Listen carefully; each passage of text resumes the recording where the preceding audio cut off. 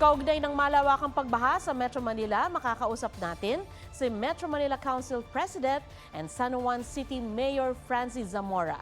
Good evening po, Mayor Zamora.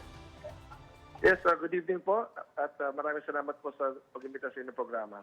Yes sir, halos buong Metro Manila po yata ang nalubog sa tubig. Ilang lungsod po ang apektado at gaano kalawak po yung bahang naranasan natin dito sa Metro Manila? Ang lahat po ng lungsod sa Metro Manila ay apektado except that yung mga kadikit po ng mga dagat ay talagang siyempre mas grabe po naging pinsala. Of course, Marikina, no? Umapaw ang kanilang ilog. Kami po dito sa San Juan, 14 pong barangay ang tinamaan ng baha. Ngunit ngayon ho, medyo bumaba na sapagkat humina na rin pong ulan itong gabi. So, nag-declare na po tayo kanina sa Metro Manila Council ng State of Calamity dito po sa National Capital Region. At mahalaga yan sapagkat mabibigyan ngayon ng pagkakataon ang mga local government units na makapag-release po ng Quick Response Fund galing po sa ating City Disaster Risk Reduction and Management Fund para ho matugunan ang mga pangangailangan ng ating mga mamamayan.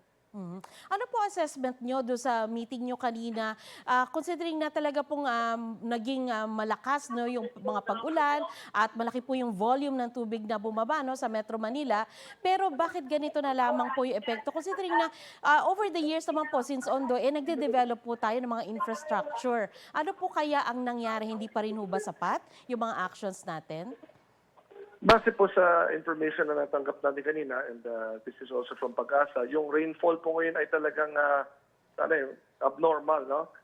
Hindi ito normal na rainfall, kumbaga katumbas ng ilang linggong pag-ulan ang naranasan po natin ngayong araw. Kung kaya talagang lahat po ng lungsod sa Metro Manila at ganun din po ng iba't ibang reyon sa ating bansa ay nakaranas po ng pagbabaha. Kaya ang importante naman po rito ay kumikilos po ang ating gobyerno. Both the national and local governments are moving para nga ho talagang matulungan ang ating mga mamamayan.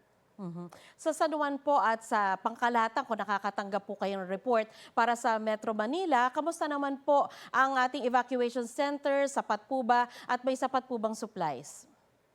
Dito po ako ngayon sa San Juan nag-iikot at we have more than 1,500 evacuees. Meron po kami isang main evacuation center at mga satellite evacuation centers. Mabuti ho, tumigil na pong ulan ngayong gabi kaya mas nakakagalaw na po ang ating mga mamamayan. At ito nga po, nagpapakain po tayo. Sinisigurado natin meron silang maayos sa matutulugan. Nagre-rescue ho kami kanina ng mga na-stranded sa loob mismo ng kanilang mga bahay. No? At nilikas nga sa ating mga evacuation centers. At as early as this morning, talagang sinabihan ko na aking mga mamamayan na dapat umalis na po sila sa kanilang mga tahanan kung sila po yung nakatira sa mga mabababang lugar. Sa mga lugar po na mataas pa ang tubig at kung sakaling umulan pa ngayong magdamag, saan po pwedeng tumawag o humingi ng tulong ang mga nangangailangan ng rescue? Meron po tayong hotline na 137-135. Tawag lang po kayo kung kailangan niyo po ng tulong. At ganoon din po sa Makabagong San Juan Facebook page at ganoon din po sa Mayor Francis Zamora Facebook page. Round the clock po may nagmo-monitor po niyan at lahat po ng humingi ng tulong o rescue ay binabato po natin sa ating command center at operation center para ho sila mapuntahan ng ating kapulisan, pati ng mga bombero at ng ating emergency responders. Maraming salamat po, Metro Manila Council President and San Juan Mayor Francis Zamora. Huwag magpahuli sa mga balitang dapat ninyong malaman. Mag-subscribe sa GMA Integrated News sa YouTube. Sa mga kapuso abroad, subaybayan nyo kami sa GMA Pinoy TV at sa www.gmanews.tv.